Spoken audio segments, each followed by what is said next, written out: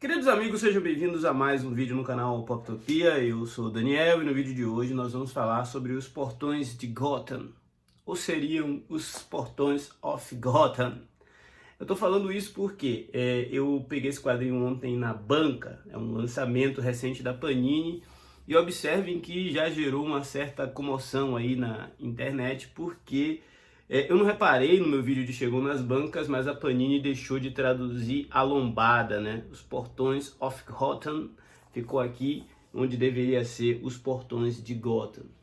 Eu acho que é importante a gente registrar que essa é uma edição de luxo, comprada a preço de capa, R$ 75, para uma edição com 140 páginas. O mínimo que a gente deveria esperar é uma revisão apurada desse quadrinho, desse arquivo, antes de ir para a gráfica e antes de chegar ao consumidor final, né?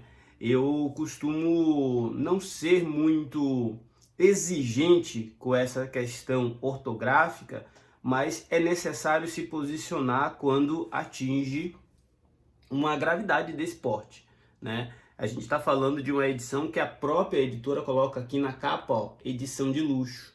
Uma edição que não é barata, se tratando de um quadrinho que não é assim tão robusto. Então, o mínimo que a gente precisava era de um tratamento diferenciado, já que é um quadrinho de luxo, né? Não que se fosse uma HQ em capa cartão ou um formato mais simples, a gente deveria aceitar qualquer coisa. Não. E também não é uma exclusividade da Panini entregar quadrinhos muitas vezes com erro. No ano passado a gente teve na capa, né, do Departamento da Verdade a ausência aqui, ó, de uma letra na palavra departamento, né? E isso é da Devir. Esse quadrinho também foi caro, esse quadrinho também foi comprado e eu só me dei conta disso depois. Já no vídeo de Chegou nas Bancas ontem, uma pessoa comentou e depois outras pessoas printaram o vídeo e postaram nos fóruns, nos grupos e no Twitter, e então eu tô colocando aqui essa situação, inclusive para a Panini se manifestar, se ela assim o desejar. Temos contato aí com a Panini, vocês podem mandar aí um comunicado caso haja alguma iniciativa no sentido de recolher esse produto ou fazer alguma nota, sei lá, explicando o que aconteceu. E a produção editorial é do Draco Redações, né? Comandada aqui pelo senhor Eric Santos Cardoso, Emanuela Salamandra. Esse é o time que está acreditado aqui como responsáveis gráficos por esse volume, dessa edição especial aqui do Batman. Isto posto, a gente precisa falar também da história. Antes de partir para o review da HQ Portões de Gotham, eu preciso fazer o registro que as páginas que primeiramente repercutiram o erro notado no vídeo de Chegou nas Bancas que eu postei ontem foi a página Todo Dia um Erro Diferente nas HQs e a página Os Escapistas no Twitter. No fórum MVB também foi feita uma postagem e todos esses usuários alertaram quanto a esse erro na lombada que no calor do momento, enquanto eu fazia o vídeo de Chegou nas Bancas, eu não havia notado.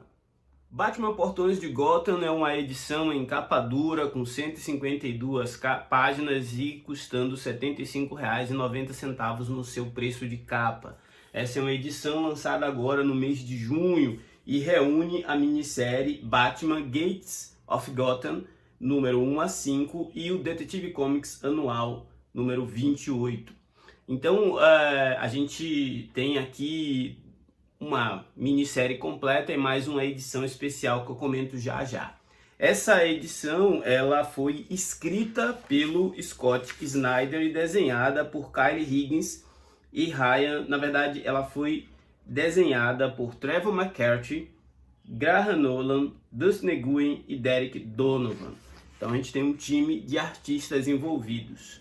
Mas do que se trata, Daniel, Portões de Gotham? Se trata de uma história que se passa no passado e na fundação de Gotham, e no presente no período quando o Batman era o Dick Grayson, né? Esse Batman Dick Grayson estava ali no meio da sua trajetória.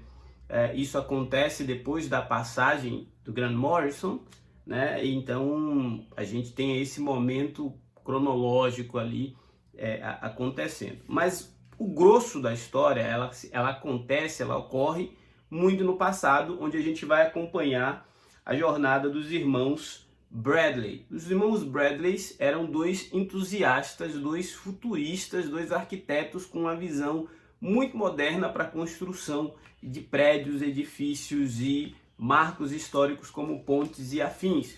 E eles são cooptados, né, convidados por Alan Wayne, um antepassado da família Wayne, que junto com outras famílias poderosas tinham ali um plano de ampliar e reconstruir Gotham para que ela rivalizasse com a sua irmã Metrópolis como uma cidade do futuro. Daí para frente, a gente vai ver a trama acontecer em duas ocasiões diferentes. Enquanto os antepassados dos poderosos da família Wayne, aliados com a família Cobblepot, que é os antepassados do Pinguim, mas também os antepassados da família Elliot e da família Kane, eles juntos estão planejando o futuro de Gotham. No presente, a gente vai ver que a cidade está sofrendo uma série de atentados. Para resolver essa série de atentados, Dick Grayson, o então Batman, coloca toda a Bat-família, ali o seu Robin Vermelho, o Robin Damian Wayne e também uma outra Batman da corporação Gotham que vem lá de Hong Kong, nessa missão de descobrir quem é o terrorista por trás das explosões que estão destruindo as pontes de Gotham. A história toda, ela gira em torno desse mistério, um mistério que ao mesmo tempo ocorre em vários pontos da cidade, né? Uma série de atentados que tem como alvo eliminar a mobilidade urbana de Gotham, mas também passar uma mensagem de que algo do passado da cidade está de volta. À medida que eles vão investigando, eles percebem que os pontos turísticos, os marcos históricos que estão sendo destruídos têm como elo de ligação os seus criadores, os seus patrocinadores, e aí a coisa começa a ficar mais estreita, porque eles percebem que na verdade, um plano de vingança contra essas famílias poderosas que fundaram Gotham.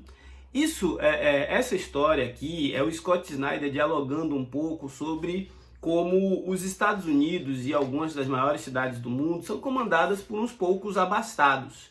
E aí a gente percebe que quando esses ricos e poderosos se apropriam das ideias de pessoas entusiasmadas, a gente está na iminência de ver uma tragédia social acontecer.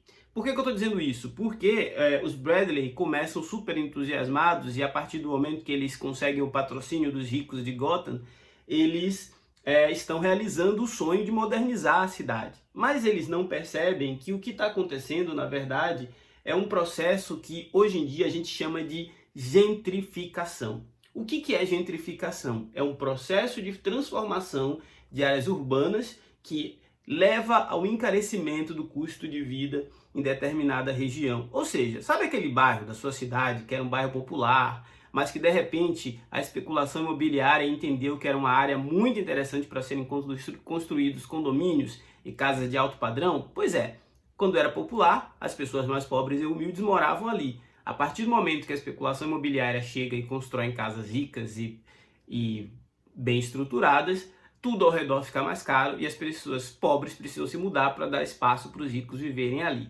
É o que acontece aqui. À medida que Gotham vai se modernizando, ela vai também se tornando uma cidade excludente e exclui, inclusive, as pessoas que estavam trabalhando na construção dessa Gotham moderna.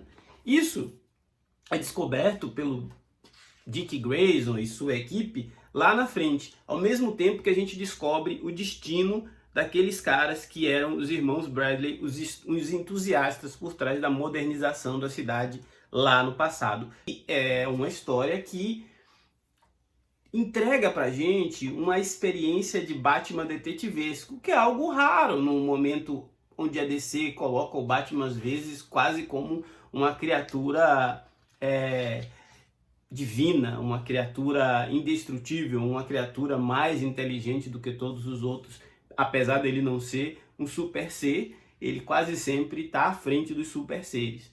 Eu estava mais a fim de ler, na verdade, essa história do Batman vulnerável, e é por isso que eu estou acompanhando A Queda do Morcego. Inclusive, esse seria o quadrinho que eu leria nesse final de semana para resenhar aqui no canal, mas com a repercussão do erro na lombada dessa edição, eu acabei passando Os Portões de Gotham na frente e gostei da leitura. Os Portões de Gotham é um daqueles quadrinhos que durante muito tempo a Panini não se preocupou em publicar. A única publicação dessa minissérie aqui no Brasil tinha saído pela Eagle Moss naquela coleção A Lenda do Morcego. E agora você tem a oportunidade de ter essa edição de luxo da Panini, desde que você não se importe com esse erro na lombada.